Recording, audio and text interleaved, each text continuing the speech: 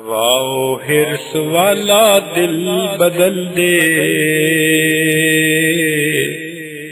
میرا غفلت میں ڈوبا دل بدل دے۔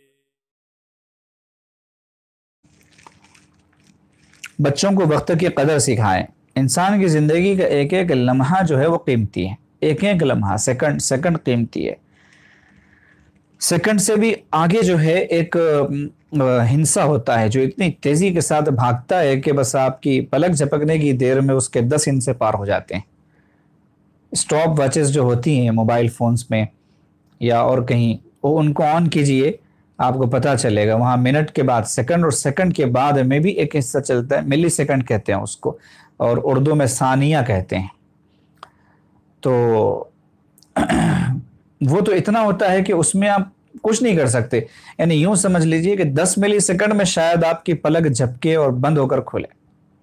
وہ بھی قیمتی ہوتا ہے، وہ بھی قیمتی ہوتا ہے، کیونکہ وہ 10 ملی سیکنڈ میں سانس آتی ہے اور جاتی ہے نا۔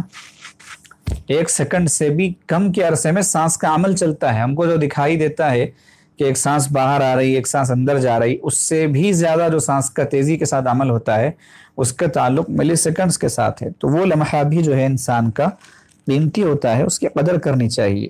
گیا وقت پھر ہاتھ آتا نہیں، صدا دور دوران دکھاتا نہیں۔ وقت ایک مرتبہ ہاتھ سے نکل جائے گا تو دوبارہ کبھی نہیں آئے گا۔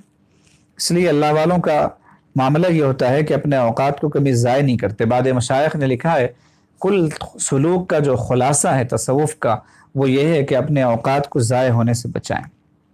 وقت کی قدر کے اس تصور کو بچوں کے ذہن میں جمانے کی کوشش کریں کہ بیٹے تمہارا جو ایک ایک لمحہ ہے نا وہ قیمتی ہے، بہت زیادہ قیمتی ہے۔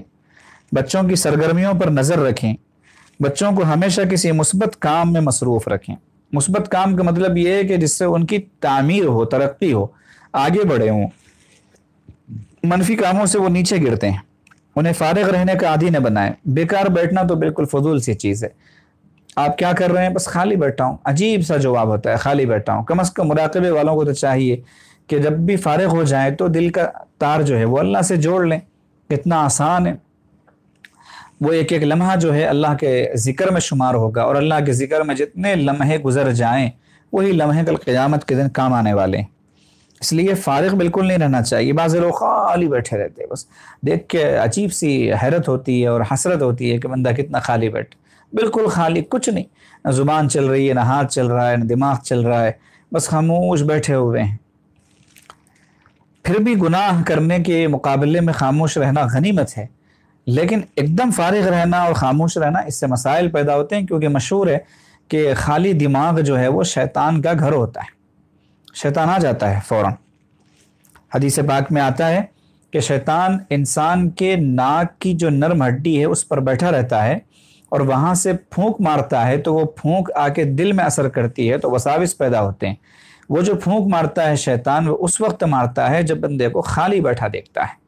اگر وہ کام میں لگا ہوا ہو، بھلے سے دنیا کے کام میں، تو اسے نہیں چھیڑتا، اور جو ذکر کر رہا ہو اسے تو بالکل بھی نہیں چھیڑتا۔ تو خالی دماغ میں پھر گناہ کے وساوس جو ہے وہ جنم لیا کرتے ہیں، اور انسانی فطرت ایسی ہے کہ چند دن بیکار رہنے کی عادت پڑ جائے نا تو پھر اس کے بعد کام کا نہیں رہتا ہو، اس کے بعد کام کا نہیں رہتا۔ اس لیے ہمیشہ کام کرتے رہنا چاہیے، کچھ نہ کچھ کام کرتے رہنا چاہیے، خواہ مخواہ کام۔ بعضوں کے بارے میں آتا ہے کہ کوئی کام نہیں ہوتا تو گھر کی سیٹنگ پہلے ایسے سے ایسے کرتے، پھر پہلے جیسی تھی ویسے ہی کر دیتے، کہتے ہم کو ایکٹیو رہنا ہے، کام سے کام رکھنا ہے ہمیں، خالی بیٹھیں گے تو پھر بیکار ہو جائیں گے۔ تو خالی بچہ اگر کوئی کام بعد میں کرے گا بھی تو یکسوئی سے نہیں کرے گا۔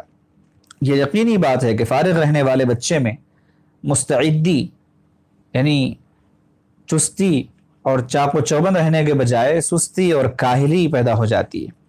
والدین کو چاہیے کہ بچوں کا نظام الاوقات بنائیں کہ اس وقت سونا ہے، اس وقت نہانا ہے، اس وقت کھانا ہے، اس وقت پڑھنا ہے، اس وقت کھیلنا ہے۔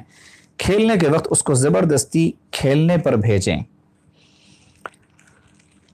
بچہ ہر کام اپنے وقت پر کرے، اس کی فکر ہونی چاہیے۔ صحت اچھی ہوگی تو پھر دماغ بھی اچھا ہوگا۔ ایک اچھا دماغ ہمیشہ ایک اچھے بدن میں ہوا کرتا ہے۔ تو ماں کی تربیت ہوتی ہے جس کے اثرات بچوں پر ہوتے ہیں۔ اللہ پاک عمل کی توفیق عطا فرمائے۔